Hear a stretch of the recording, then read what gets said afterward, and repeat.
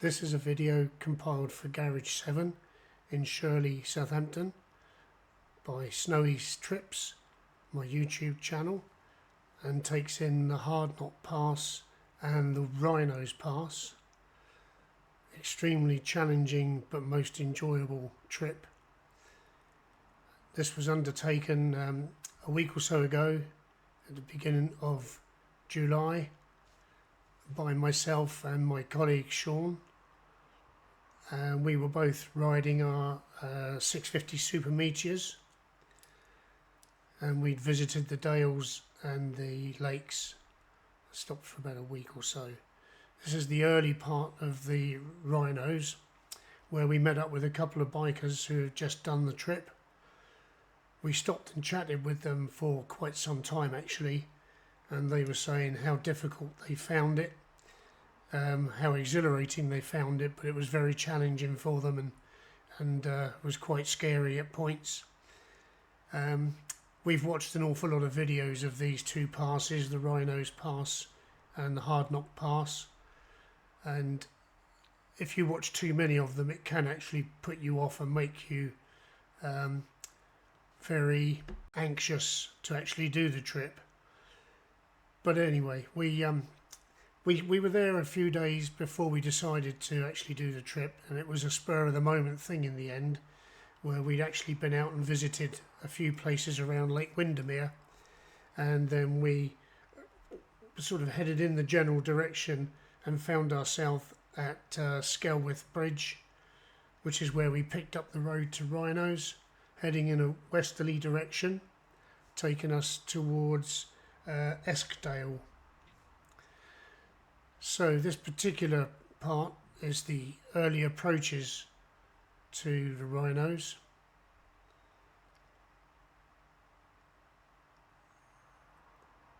It's got some lovely bends and some lovely scenery, and unbelievable how much dry stone walling there is in this part of the world.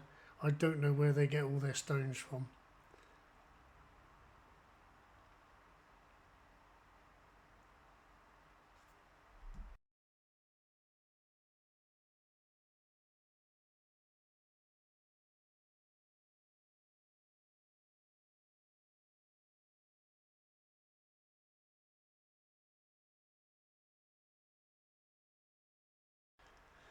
The roads are quite narrow in places, and although you didn't see the vehicle there, we stopped to let a farm vehicle go through, and there are a couple of other opportunities where we've stopped and let people go through in an effect really to ensure that not too many people held us up on the route.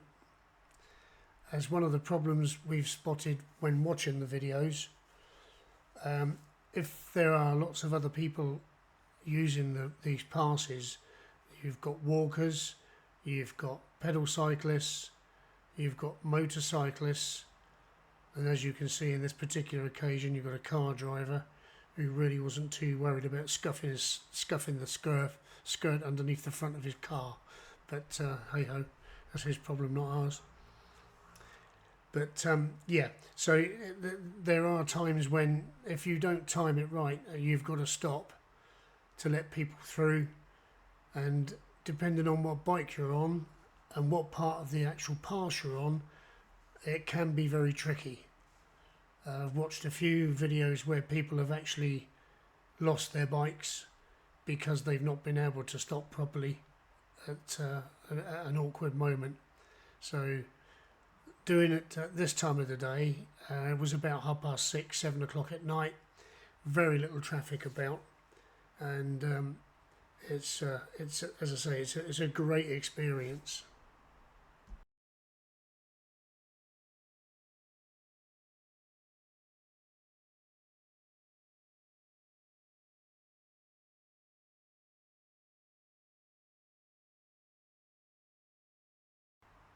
Okay, once we go over the cattle grid here, we're really starting to approach the most interesting parts of Wrynose. I think it's fair to say that most people regard the Hardknott Pass as the tougher of the two passes. However, Wrynose certainly has its share of inclines and bends, as you can see now. In all fairness, we both were using RD1 intercoms with cameras. Unfortunately, neither of these cameras allow you to use the boom mic to do commentary, hence the reason I'm doing this as an afterthought. But the main thing I was going to say is, you know, these cameras on the helmets, although the quality of the filming is brilliant, it really doesn't show you how poor and uneven the road surfaces are here. But most importantly, it really doesn't give you a true idea of the steep inclines and the bends that we experienced on these bikes.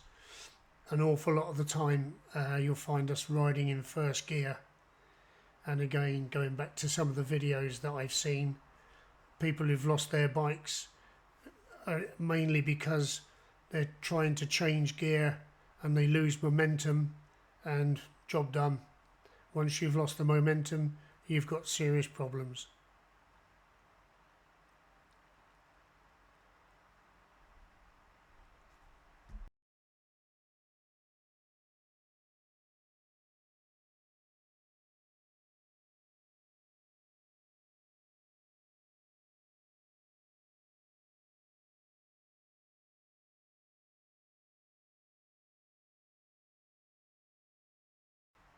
From my point of view, I was happy to be riding at the rear. The main reason being is that watching Sean ahead of me, I could tell when the bends were coming and sort of the gradients to expect. So he had the dubious honour of riding in front, and some of these bends, when you go into them, are literally blind. There are some little peaks to go over, again, which are blind. So I was relying heavily on him, using him as a shield, if you like.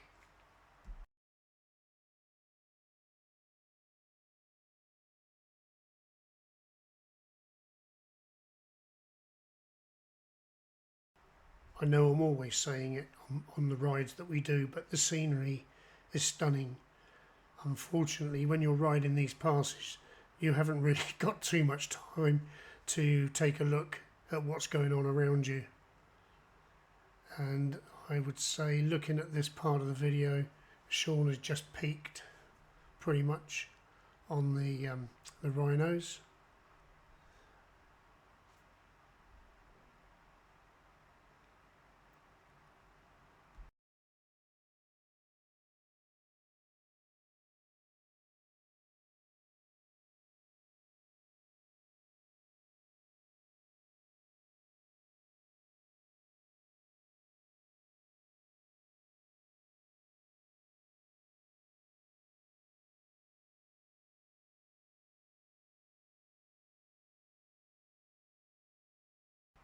So we're still climbing quite heavily here, and at this particular point I think we're about to reach the peak on the Wrynose, ready to go down the other side towards the Hardknott Pass. As you can see, the bends just keep coming, and looking at that picture you should get a good idea of how high up we are. Yeah, here we go down the other side.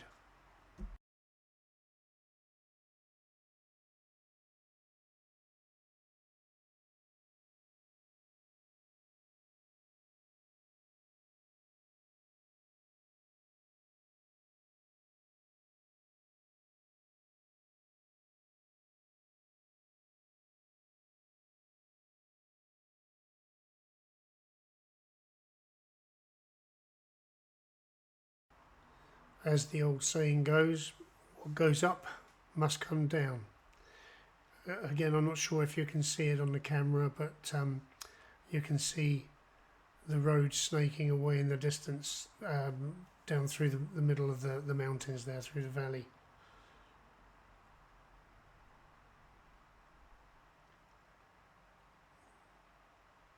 At this stage, put a lot of body weight going down onto the handlebars because it is so steep.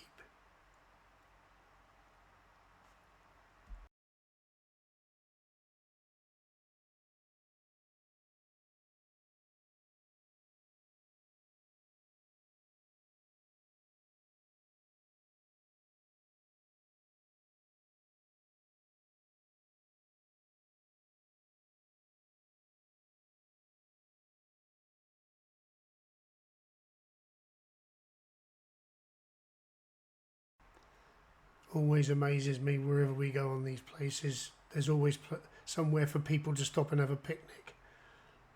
They were enjoying themselves. Not as much as us though.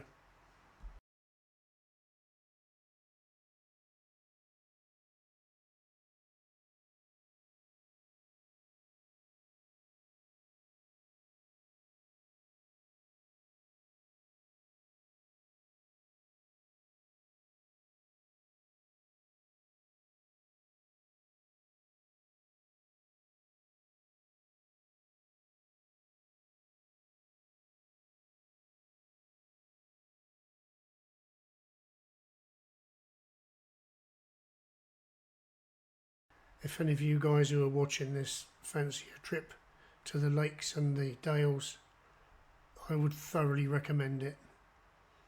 Having done the NC 500 last year in October, I would say that Scotland was particularly beautiful with some amazing scenery. But coming here to the dales and the lakes, it's stunning and amazing, but it's totally different. I can't say which is better out of the two, but this particular place, we must have found probably six or seven different passes to ride, and they were all absolutely gorgeous. Some lovely smooth road surfaces with humps and bumps and bends and twists, and just fantastic scenery wherever you go.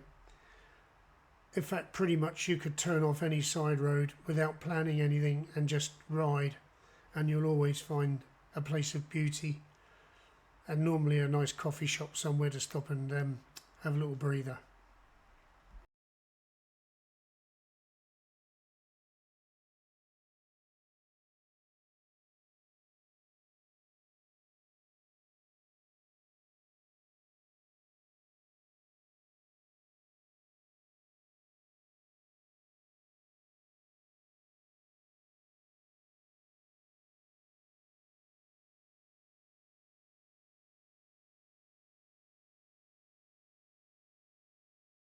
Okay, that cattle grid just about brings us to the end of the Wrynose Pass.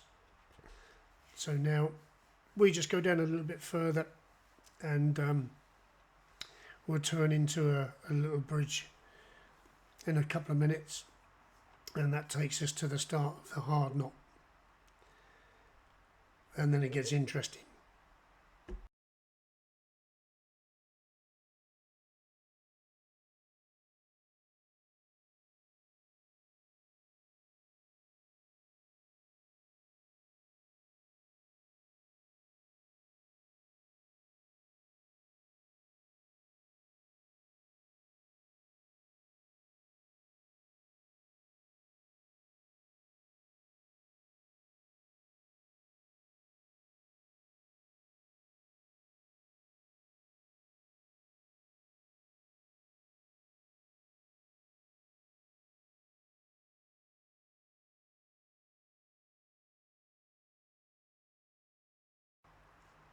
What was really good about this particular day was the morning. The weather was absolutely atrocious, so we were keeping an eye on the weather forecast, and it lived up to its the truth of the fact that it did clear up at 12 o'clock. So we put our gear on and just said, okay, we're not going to sit here for the rest of the day doing nothing, so we're going to jump on the bike and go and do stuff. So sure enough, off we went, and we had a great time actually. We found a really nice museum. It was the Lakeside Motor Museum, and also alongside it was the Bluebird Museum.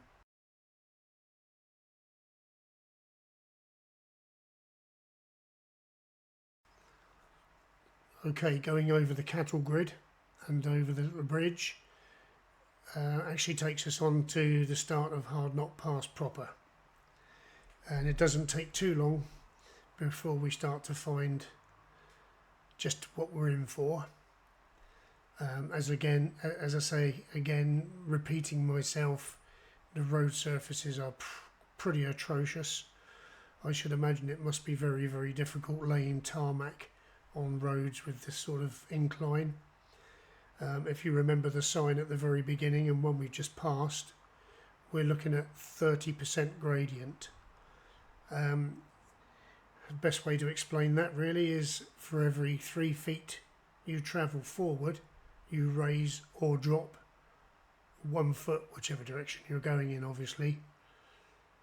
It doesn't sound a lot, but it certainly is when you're on a bike. I think it's not far along this stretch of road we pull over to let a van or a sort of a SUV vehicle come down the hill. We spotted it coming down, so you'll notice when you see that the gradient that we're talking about.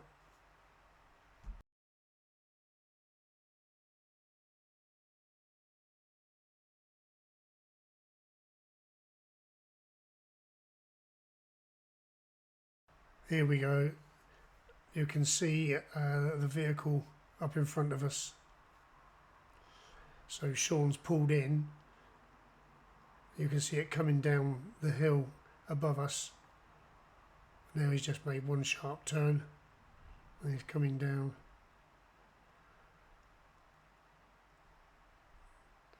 Down and down, make a left turn, come down that one. And I would say that these are not exactly the steepest parts, but steep enough.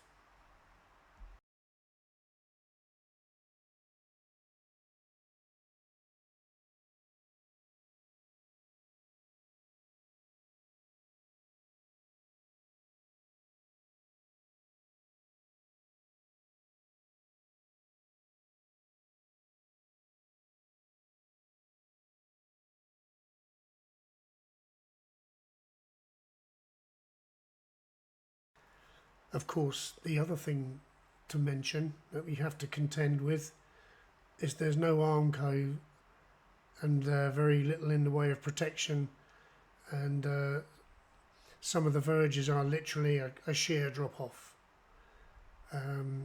Plus the fact you've got the occasional hazard of sheep wandering around and with a tendency of jumping out in front of you at the very inopportune moments. Quite often they're grazing inside the verges, like if there's like ferns or whatever there, and it's very difficult to spot them until you're right on top of them sometimes. And yeah, we're still going up, still going up, still going up. I think we're very near the top.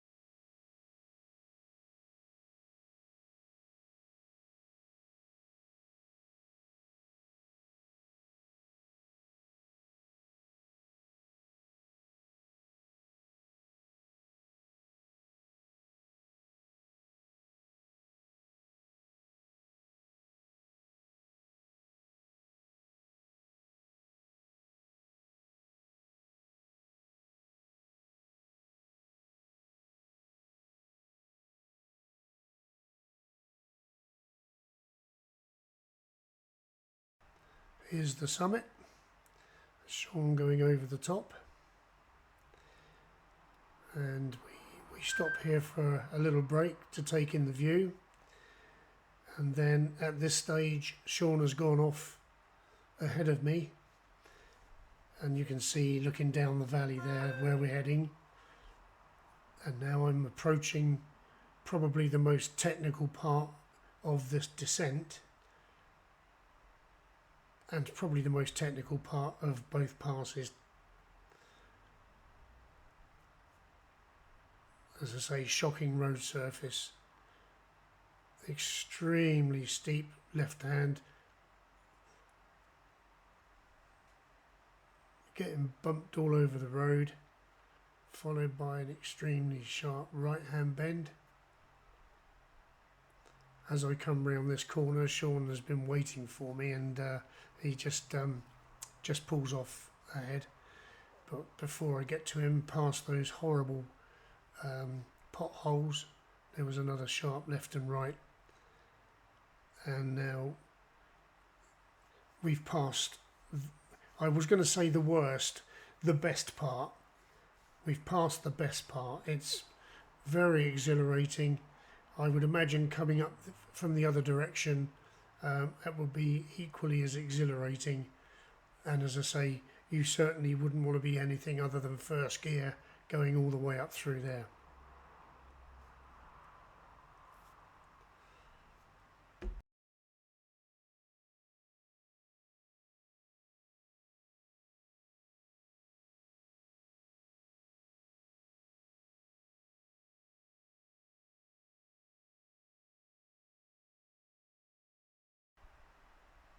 So this is coming up towards or near the end of the Hardknott Pass. There are a couple more sharp bends to come, but I think in summing up the two different passes, Wrynose Pass, not quite so technical as the Wrynose, as the Hardknott, but the Wrynose Pass is much longer and has more bends and incline to deal with. So it depends on your own personal viewpoint. You either go for the very much shorter Hardknott Pass with its very technical bends just before you reach the peak, or you go for Wrynose and say that you prefer the longer route with more bends to deal with and more incline to deal with. The choice is yours, as they say on all good game shows.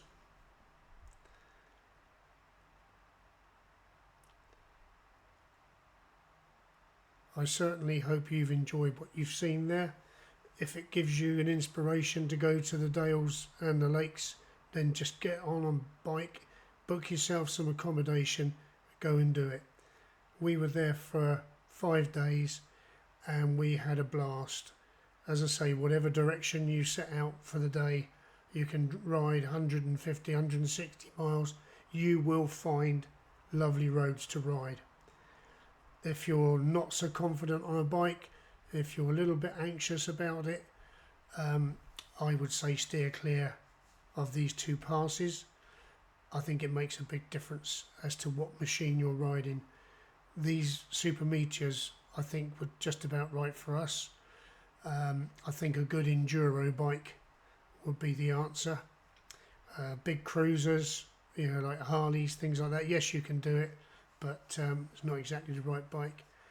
And if you've got an extremely tall bike and you've got short legs, I'd say steer clear of it as well.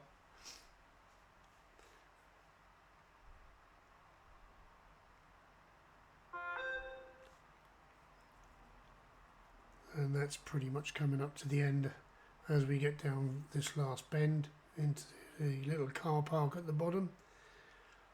There we go. If you go and do it, enjoy it. I'm sure you will. You'll be able to tell people that you've done the Hardknott Pass and the Wrynose Pass, and they'll all say, you must be mad.